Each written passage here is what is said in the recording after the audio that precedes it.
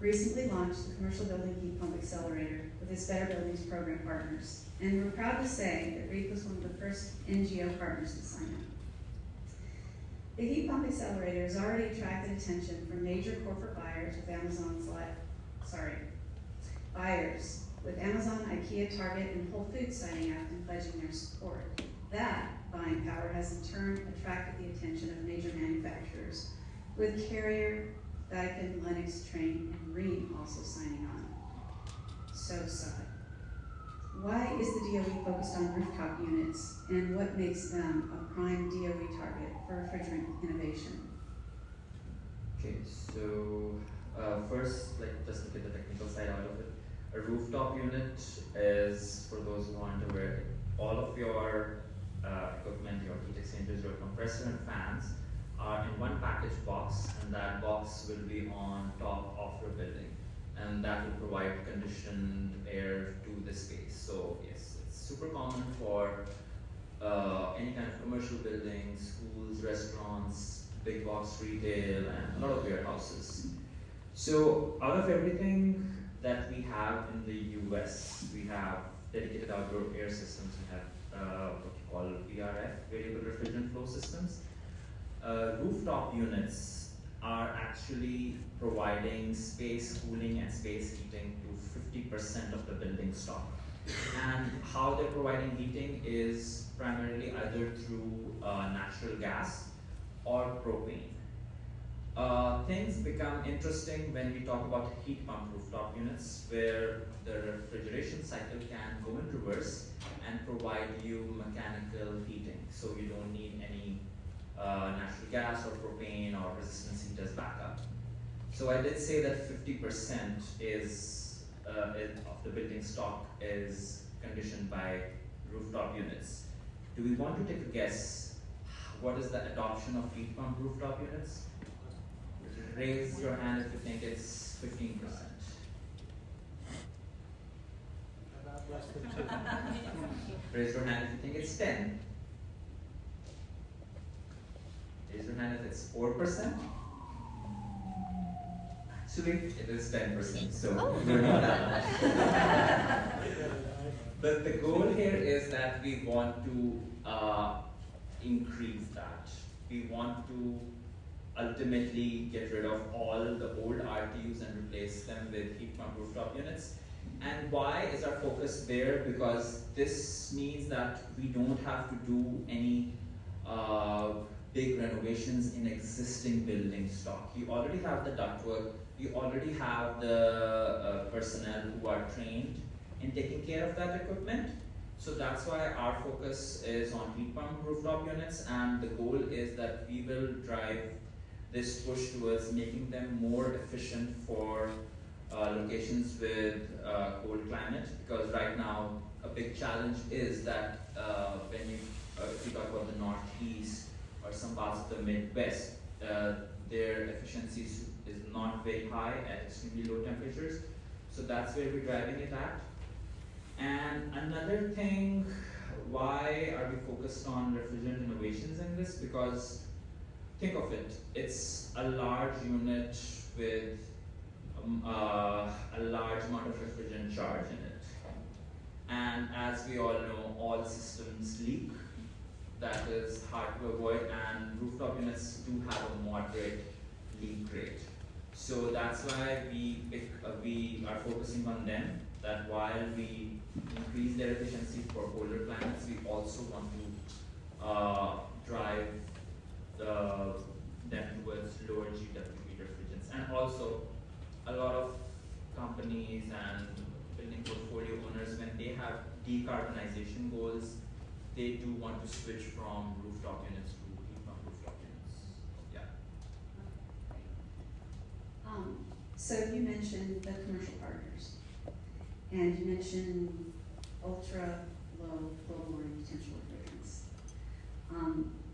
Some of these commercial partners have said they would like to drive ideally to refrigerants below 10 GWP.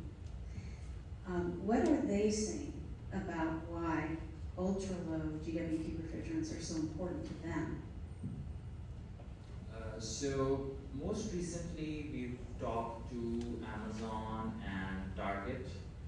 Target actually owns 40,000 RTUs across the United States over their 2,000 something stores.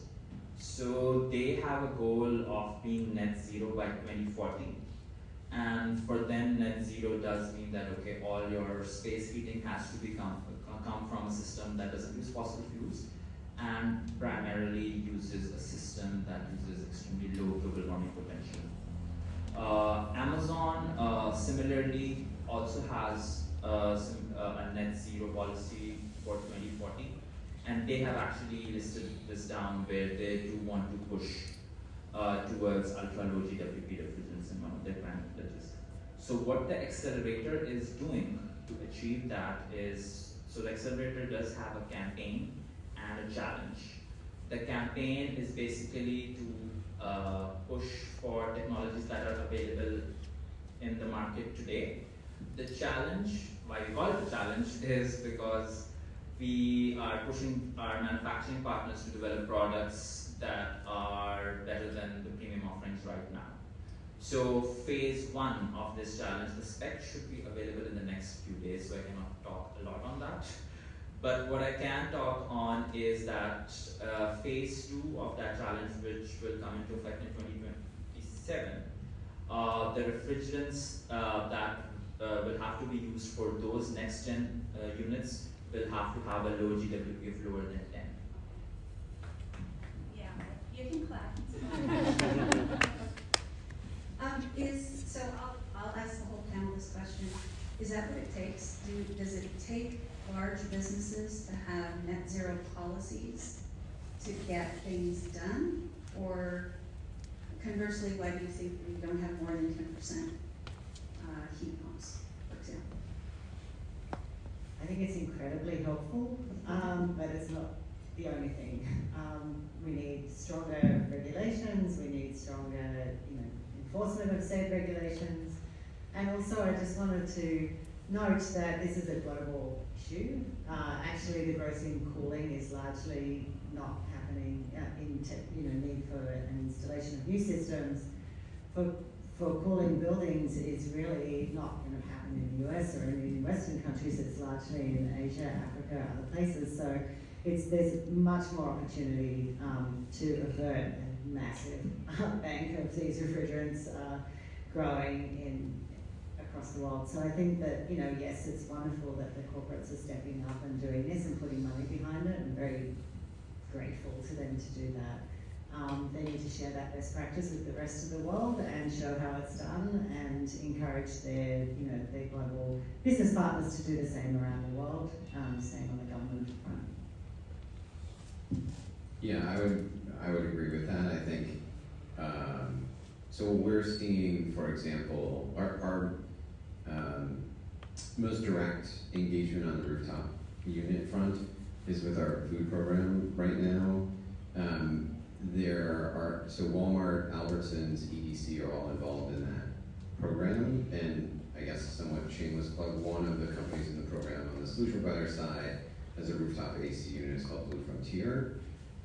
It's getting a lot of interest from different parties involved in the program. Partly that's because it does really help organizations that do have decarbonization goals to realize those goals. But it also is really attractive, and I think I have hope that the broader market might adopt solutions like it because it can reduce energy use and associated costs from rooftop units by 80%. And so you show those numbers and you prove that out with some earlier adopters, like the types in this program, and then going back to our earlier conversation, then you have the business case that really should be a no-brainer for kind of anyone who has rooftop units.